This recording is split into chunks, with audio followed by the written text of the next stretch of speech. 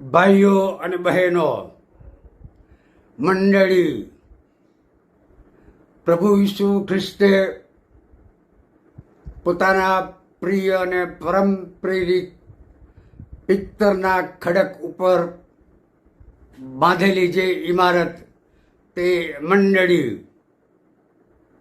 આ મંડળી તે માનવ સર્જિત નથી, ઈશ્વર સર્જિત છે.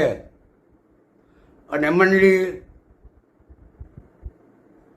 ને શરીરના રૂપક તરીકે વર્ણવેલી છે. શરીરના અંગો મસ્તક, નયન, શ્રવણ, કથન અથવા જીભ, હૃદય, મગજ અને પગ અને બીજા અંગો એ મળીને શરીર થાય છે.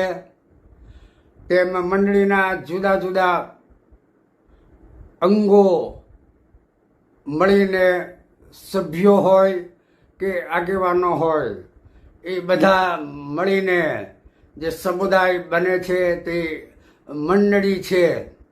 અને તેથી શરીરનું એક અંગ વંકવાય તો શરીરને તકલીફ મુકાય છે, શરીરને તકલીફમાં મુકાવવું પડે છે.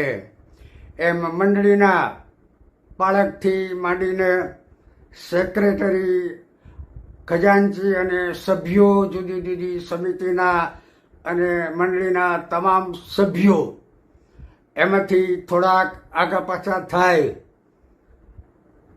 અને મંડળીને યોગ્ય રીતે ચલાવવામાં વિઘ્ન નાખે, મંડળીનો અવર્થા ઉપયોગ કરે તો એ મંડળી રહેતી નથી.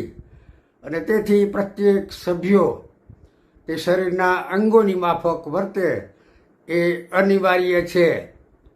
બીજી વાત, મંડળીને ઈસુની કન્યા તરીકે નિરૂપવામાં આવેલી છે. જ્યારે ઈસુની કન્યા છે ત્યારે આપણે એને શણગારવાની છે, સૃજાવવાની છે, એને આભૂષણોથી નવોજિત કરવાની છે. અને આ મંડળી ઈશ્વરની કન્યા હોય ને એની ઉપર કોઈની માલિકી હોય નહીં, એની પર સત્તા જમાવવાય નહીં, એને સાચવવાની છે.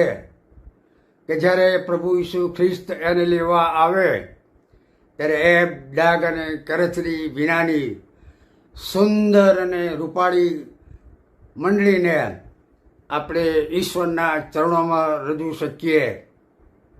અત્યારે બસ આટલું જ. મંડળી એ શરીરનું રૂપક છે અને એ સાથે મંડળી તે ઈસુની કન્યા છે. આપણે એને એ રીતે મૂલવીએ, સાચવીએ અને એની સાથે એ જ રીતે વર્તન વ્યવહાર કરીએ. અત્યારે બસ આટલું જ.